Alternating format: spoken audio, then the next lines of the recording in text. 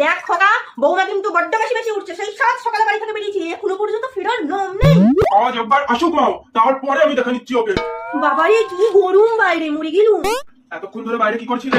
তোমার তো কাল জন্মদিন, তাই তো জামা কাপড় কিনতে গেছিলাম। ও দেখেছো মা, তোমার বৌমা আমাকে কত ভালোবাসে। আমি শুধু শুধু ওকে ভুল বুঝছিলাম। আমার লোক কি শোনা, তোকে কিনলে আমার জন্য, দেখাও। দাঁড়াও দাঁড়াও, পরে দেখাচ্ছি। আমার জামা তুমি পরে দেখাবে? দেখলি খোকা, বৌমা নিজের জন্য জামা কিনতে গেছিল, তোর জন্য নয়। একদমই না মা, আমি ওর জন্যই জামা কিনতে গেছিলাম। দাঁড়ান, এই দেখুন।